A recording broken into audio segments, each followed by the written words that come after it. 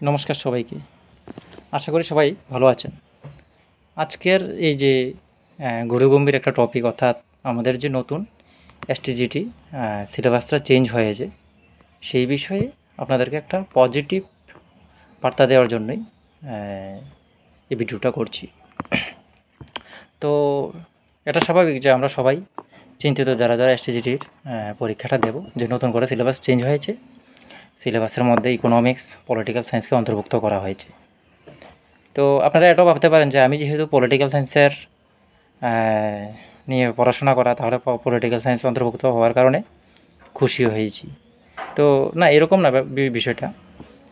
তবে সবচেয়ে প্র্যাকটিক্যাল কথা হচ্ছে যে যাদের সাবজেক্ট ছিল বাংলা এবং ইংলিশ, তাদের জন্য সিলেবাসে কিছু নেই। সেই সম্পর্কে সেই বিষয়ে যারা যারা আছেন, তাদের ক্ষেত্রে বিষয়টা কী বলে একটু চিন্তার। কিন্তু যাদের বাংলা কিংবা ইংলিশ মেইন সাবজেক্ট নেই, এছাড়া অন্যান্য সাবজেক্টগুলি আছে, তাহলে তাদের ওই যে চিন্তার জায়গাটা, সেই জায়গাটাতে একটু স্পষ্টীকরণ করতে চাই। অর্থাৎ আমাদের ক্ল্যারিফিকেশন অফ থট কী হওয়া উচিত। আপনি একজন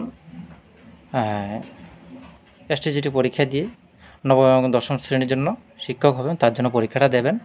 তাই আপনাকে হিস্টোরি এবং জিওগ্রাফি, তার পাশাপাশি পলিটিক্যাল সায়েন্স এবং ইকোনমিক্সকে অন্তর্ভুক্ত করা হয়েছে। তো পলিটিক্যাল সায়েন্সের যে পার্টটা, এটা একটু কঠিন বলবো না, একটু গভীরে গিয়ে আর একটু বেশি বেশি পড়তে হবে। অর্থাৎ মাস্টার ডিগ্রি লেভেলের নলেজ আপনার কিন্তু গেইন হয়ে যাবে পলিটিক্যাল সায়েন্স এবং ইকোনমিক্স। আপনি এসটিজিটির প্রিপারেশন নিচ্ছেন, তার মানে শুধু এসটিজিটির প্রিপারেশন নিচ্ছেন না, আপনি 4টা ইউনিটের উপর মাস্টার ডিগ্রি লেভেলের যে নলেজটা গেইন করছেন, সেটা কি আসলে কি ইতিবাচক দিক না? তাহলে আমরা দেখা যায় যে আমরা একটা সাবজেক্টে মাস্টার ডিগ্রি করার পর আরেকটা বিষয়ে মাস্টার ডিগ্রি করছি, অনেকের 3টা বিষয়ে মাস্টার ডিগ্রি আছে। তো সেই আপনার এখানে কি হলো যে আলাদা করে আর মাস্টার ডিগ্রি করার প্রয়োজন পড়ছে না। আপনি ওই মাস্টার ডিগ্রি যারা করেছেন, তাদের যে নলেজটা বা জ্ঞানটা, আপনি এই একটা পরীক্ষার প্রিপারেশনের মধ্য দিয়েই আপনি অর্জন করে ফেলছেন। তাহলে এইভাবে যদি আমরা ভাবি, তাহলে আমাদের মনে হয় ভালোই হবে।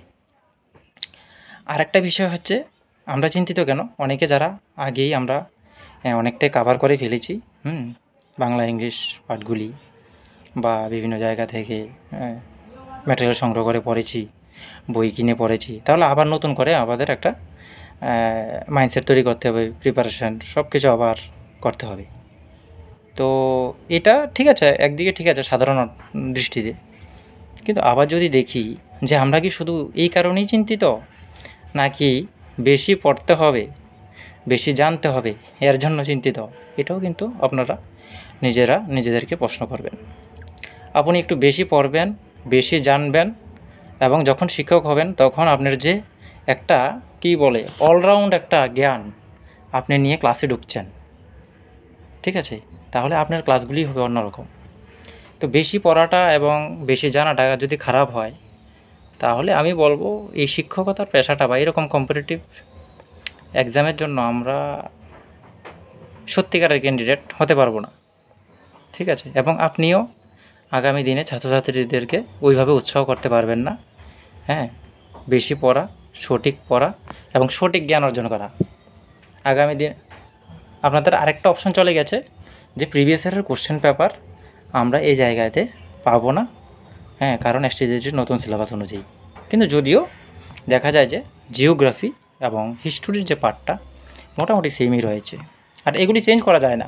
হিস্টোরি আপনি কী চেঞ্জ করবেন, ঠিক আছে, স্বাধীনতার পরের ইতিহাস হয়তো অন্তর্ভুক্ত করা যায়, কিংবা ভারতের ইতিহাসের পাশাপাশি অন্য কিছু এটা করা যায়। কিন্তু ভারতের যে শেষ 2500 বছরের ইতিহাস কিংবা এর আগের যে ইতিহাস, এগুলি তো সেমই থাকবে, ঘটনা তো সেমই থাকবে।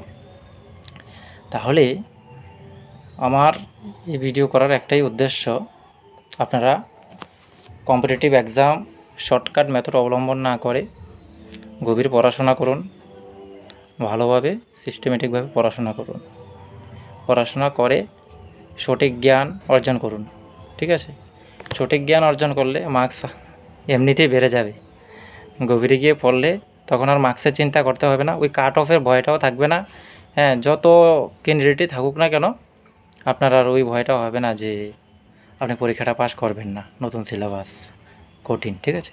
ঠিক আছে, অন্য একটা ভিডিও যদি আমি করতে পারি তাহলে সেখানে পলিটিক্যাল সায়েন্সের যে পার্টটা সেই অনুযায়ী আপনাদের সম্ভাব্য ম্যাটেরিয়ালস কী হলে ভালো হবে সেই বিষয়ে একটা ভিডিও দেওয়ার চেষ্টা করব। আজকে শুধু বেসিক কয়েকটি কথা বলে এখানে ভিডিওটা আমি শেষ করছি। সবাই ভালো থাকবেন এবং সত্য ও পরিশ্রমের মাধ্যমে এই পরীক্ষাগুলির প্রিপারেশন নেবেন, এই আমার আশা আপনাদের কাছে। ধন্যবাদ।